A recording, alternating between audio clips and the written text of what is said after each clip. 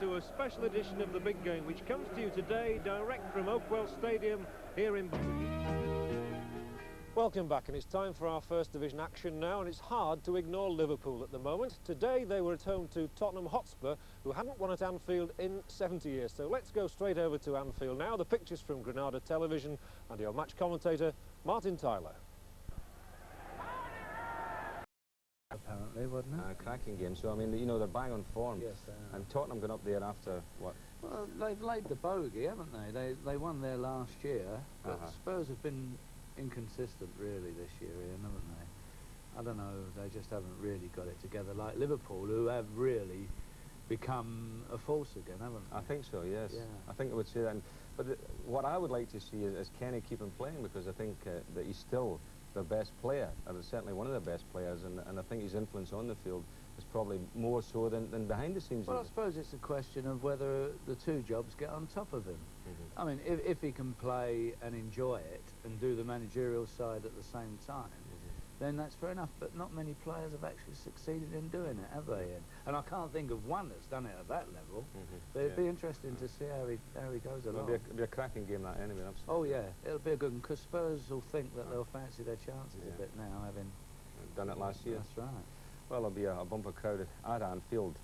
And a massive crowd expected to at Ibrox in Glasgow, where Premier League leaders Rangers take on champions. Thing, isn't he? Yeah. What's he doing now? Athletics? Come down. He's now into ice skating. Ice skating. This week he was at the St Ivel International Ice Championships. Was he really? He's making more appearances than Wogan, isn't he? It's incredible. But I think it's lovely to see this, Jim, isn't it? The grace, poise. Poise. It is. It's a marvellous thing to watch, isn't it, Ian? This is Cheryl Peake and Andrew Naylor, Britain's #2. Yeah, beautiful. Lovely, isn't it? Beautiful. Absolutely. Oh dear, what happened there? That really isn't the way to treat your partner. What's your trouble getting her leg over? Yes. Yes, you'll have to practice that a bit more then, won't she? Oh. Would you reckon that was a Ronnie Harris or a Tommy Smith type tackle, would you say? More like a Norman Hunter, I thought. A Norman Hunter job, yes. It's a little bit dodgy, wasn't it? Anyway, with those ice skates on. Yeah, but I believe he's okay, the lad's okay, and they're still talking. Are they still talking, are they? Oh, God. Right. Well, as you may know, Jim and I will be back next week with a new show, and we'll be bringing you incidents such as that skating item, along with all the usual football action and personalities that you're used to. And as always, our intrepid reporters will be on hand to bring you the latest and most unusual stories. Martin Tyler has been our man on the move this season, bringing you the best from home and abroad, and Martin's message from on high is that he'll keep up the good work. Well, Greavsie, of course, is petrified of flying. The Saint, he always seems to forget to bring his passport. So I'll be bringing you all the inside stories from the world of football. And in World Cup year, we'll be spreading our net far and wide. And what about Peter Brackley? Well, he's been in a few strange locations this season, and his job will be to find the unusual sports stories of the day. Well, hopefully I shan't always be in such a precarious position as that, but nonetheless I shall be endeavouring to fish out one or two more tales of the unlikely for the Sid and Doris show. Sorry, the Saint and Greavsie show, the offbeat stories, the lighter side of sport. After all, as you say yourself, Greavsie, football's a funny old game, and I mean, football is, Saint, a funny old game. Well, it is a funny old game, isn't it? Hey. As you were quite rightly saying. A funny old reporter. We'll have some fun with him, won't we? Yeah. Well, it's not too funny for Chelsea, James. 2-0 down at Watford. Really? I just heard that, yes. Well, it's good for funny for Watford, it's funny for Watford, yeah. Now, isn't it been great over the years working with such a pro as Dickie Davis? And what a shame that we're having to part with him today. There you are. But I mean, did you know in the old days, going back many years, that he was a bit of a footballer as well? I did not know. Well, we have a little clip of him in action. You have a look at this. The Dickie? Oh, well, they may not be the greatest, but they're certainly mine, and this is the way they all have to start, isn't it? The stars that you see in World of Sports on the ball were doing this 10 or 12 years ago, the Alan Hudsons, the Steve Perrimans, or even the Joe Royals.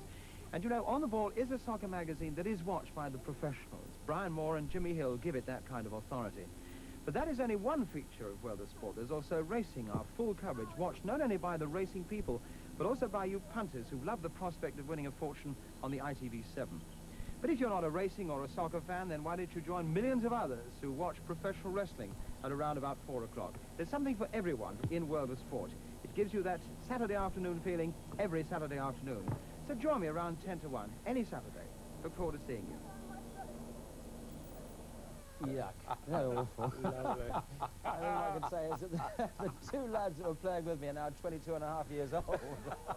And strangely, the offers didn't exactly come flooding in after that. Well, if we are going down memory lane, let's take those two rascals over there back to their managing and playing days. You know, if one really wanted people to talk about you in 20 years, I would like them to say that he scored more goals than anybody else. Kinnear back to Pearce again. Low and half Greaves! Oh, what a goal by Greaves! Apart from one or two teams, I would say there's lots of aspects in the game here that's wrong.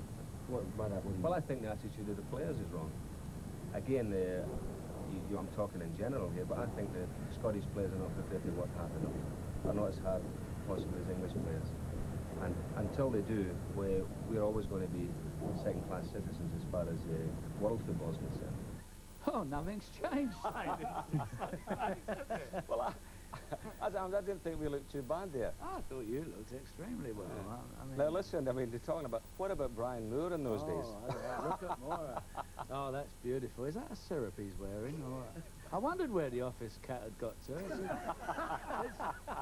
I mean, at least he's not wearing it now. God, Brian, and he got slim there as well. That's marvellous. Okay. So where we got? Give it back to Dickie. Well, now, we're going to is get it back to the last Dickie. one, isn't it? There, you better. It is the last handout. Cheerio, Dickie. Okay, Handout, Dickie. Dick. Back Over to to you, Dickie Dickie. for the last time. You just scored over the bar. Well, the likely lads, as you've heard, will be back with their own show starting next Saturday at